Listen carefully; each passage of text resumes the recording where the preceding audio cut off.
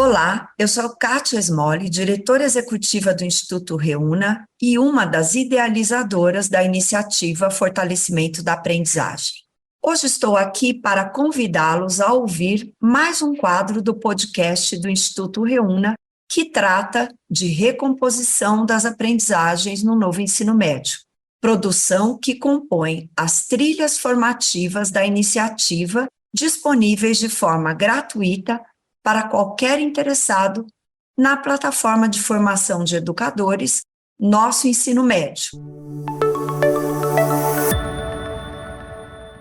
Olá, educadoras e educadores, sejam bem-vindas e bem-vindos a mais um episódio da trilha Recomposição das Aprendizagens no Novo Ensino Médio. Eu sou Eliane Aguiar, sou especialista em linguagens e participei da produção da trilha de recomposição das aprendizagens para professores do Novo Ensino Médio. No episódio de hoje, a ideia é falar um pouquinho sobre que práticas pedagógicas, no contexto da recomposição nas aulas de língua portuguesa, professores e professoras podem considerar para que os estudantes possam aprender e avançar em seu processo de aprendizagem. Para começar essa conversa, acredito que precisamos focar na ideia de que, no contexto da recomposição das aprendizagens, todas as propostas oferecidas aos estudantes devem dialogar com as mesmas concepções, eixos, práticas de linguagem, campos de atuação social, habilidades, competências propostos pela BNCC para um currículo regular. Depois, é preciso também considerar que, a fim de permitir que eles avancem em seu processo de aprendizagem e que esse processo também promova seu desenvolvimento integral, as propostas oferecidas devem instigar sua capacidade investigativa e seu processo criativo. Em outras palavras, elas precisam ser integradoras, colocando o estudante no centro dessas propostas. Quer dizer, os jovens sendo protagonistas e, junto com o professor, corresponsáveis por seu processo de aprendizagem e desenvolvimento integral. Mas o que isso significa na prática da sala de aula?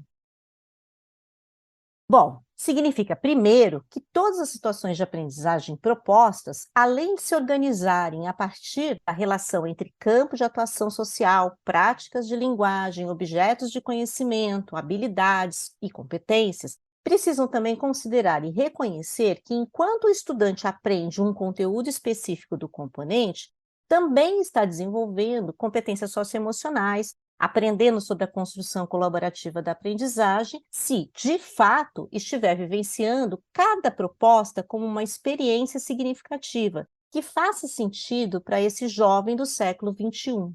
As situações de aprendizagem propostas para esse jovem precisam ser planejadas, portanto, considerando diferentes estratégias que envolvam todos os princípios da língua portuguesa para a formação integral do estudante. A relação entre planejamento e avaliação do processo de ensino e aprendizagem, as metas claras e escolha das melhores estratégias para que os estudantes, de fato, aprendam e desenvolvam habilidades e competências. Depois, é preciso ainda considerar que, para que o estudante esteja no centro da aprendizagem, no centro das práticas pedagógicas, as situações de aprendizagem devem ser organizadas de forma a permitir que ele possa, de fato, colocar a mão na massa, ser ativo no processo e que o processo faça sentido para a sua vida. Por exemplo, ao participar de uma situação de aprendizagem envolvendo a leitura e a produção de um texto, seja ele oral, escrito ou multissemiótico, os estudantes precisam estar inseridos em um contexto que lhes permita vivenciar, experienciar práticas de leitura e práticas de produção como leitor e escritor de textos, e não como meros receptores passivos de informações ou parafraseadores de informações. Quer dizer, um contexto que engaja esses estudantes a querer aprender. Nesse sentido, a leitura de textos artístico-literários, por exemplo, precisa estar inserida em uma prática que estimule o prazer pelo texto, a fruição e a reflexão, não sendo tratados como pretexto para desenvolver conteúdos específicos da língua.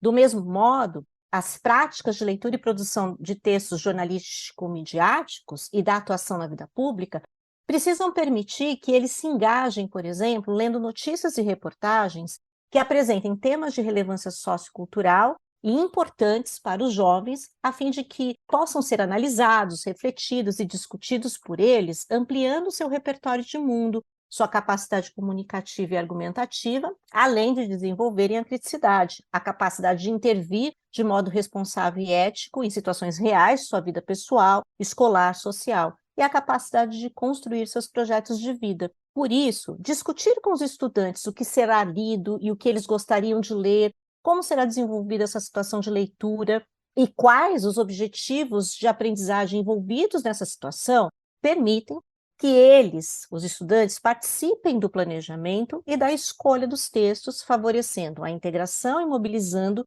o desejo de ler e se expressar a respeito de cada problemática apresentada. O que ensinar e como ensinar, quer dizer, que estratégias e metodologias usar em cada proposta contribuem para que, de fato, os estudantes possam aprender. Para terminar essa conversa, enquanto o professor precisa cuidadosamente promover essas situações, planejá-las e acompanhar o processo de aprendizagem dos estudantes, os estudantes, por sua vez, precisam vivenciar as situações propostas, participando ativamente para se desenvolver e construir seu protagonismo de forma criativa, autônoma e responsável. Agora, deixo com vocês a fala da Cristiane Chica. Olá, professores! Meu nome, conforme apresentado pela Eliane, é Cristiane Chica. Eu sou uma das especialistas que produziu a trilha formativa da eletiva de matemática, que foi pautada na iniciativa do fortalecimento da aprendizagem e está disponível na plataforma do Novo Ensino Médio. E agora vamos abordar quais foram as práticas pedagógicas utilizadas para a recomposição de aprendizagem de matemática e o que precisamos nos atentar enquanto professores na condução das propostas. A escolha das práticas pedagógicas no processo de recomposição de aprendizagem tem um papel muito especial. Mas por quê? Em primeiro lugar, porque elas precisam garantir que os estudantes desenvolvam não só as habilidades previstas no componente curricular de matemática, mas, sobretudo, a mobilização de competências, sejam gerais ou específicas, para garantir a formação integral do estudante. E desenvolver competências exige um trabalho com atividades com algum nível de desafio, de complexidade, assim como constância e intencionalidade do professor, que prepara sua aula considerando o que os estudantes precisam aprender de matemática e quais competências serão mobilizadas. Em segundo lugar, porque é preciso engajar os estudantes, de modo a mitigar possíveis efeitos negativos que o estudante possa ter em relação à matemática ao longo da sua trajetória escolar. É comum que muitos estudantes tenham receios e não apreciem as aulas de matemática. A intenção das propostas foi garantir que os estudantes se engajem por sentirem-se aprendendo, capazes de resolver as situações propostas de modo resiliente e que, aos poucos, sintam-se confiantes e encorajados a enfrentar novos desafios. Estudos e pesquisas na área da educação mostram que, depois do professor, a atividade é o recurso que tem mais impacto na aprendizagem do estudante do que qualquer outra variável. Por esse motivo, as práticas pedagógicas solicitam a presença do professor como o grande mediador do trabalho, que poderá ajudar os estudantes a associar diferentes ideias matemáticas e a perceber que a realização de uma atividade pode revelar muitas possibilidades de aprender, muitas possibilidades de resolver, se chegar a uma solução, de modo que estas possam ser exploradas em profundidade, bem como ser discutidas e comparadas. O grande foco da ação metodológica na recomposição das aprendizagens no material do fortalecimento da aprendizagem, que oferece, portanto, sequências didáticas para professores trabalharem com seus estudantes, foi promover o desenvolvimento da competência da resolução de problemas, por meio de propostas problematizadoras, na qual os estudantes são levados a desafiar-se, a desenvolver ações como experimentar, formular hipóteses, investigar, argumentar de modo fundamentado, errar e analisar os erros para aprender e avançar.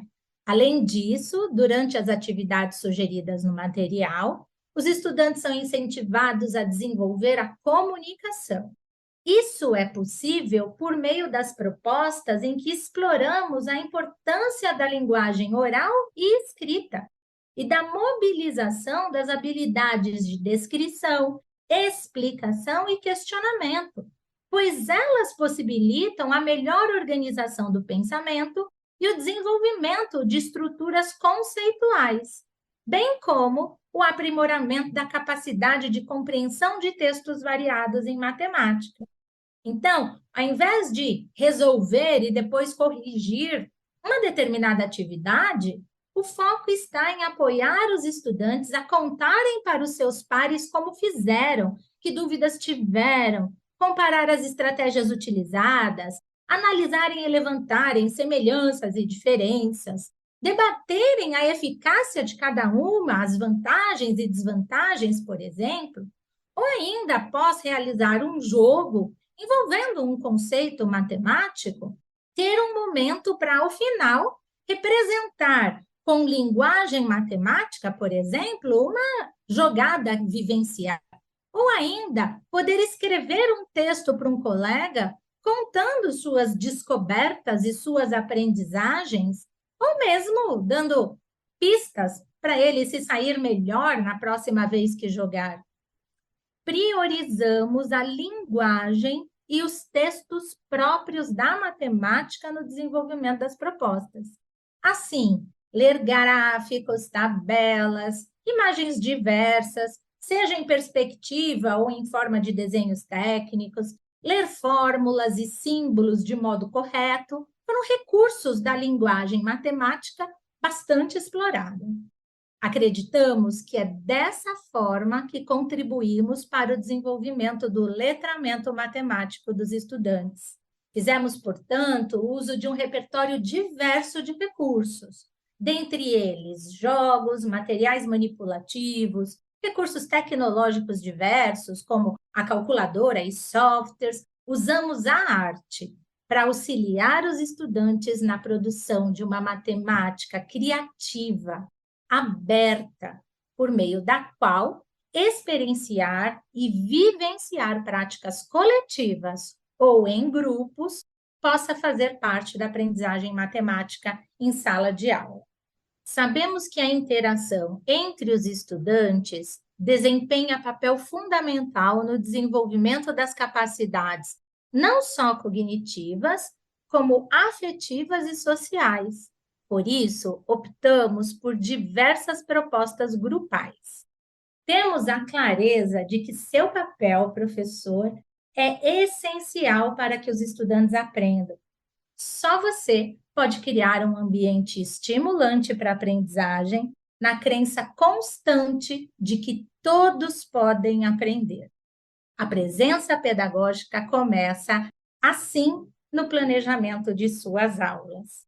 Um dos objetivos dessas aulas é propiciar boas experiências de aprendizagem aos estudantes. E, para isso, as práticas pedagógicas são tão essenciais. Bom trabalho a todos!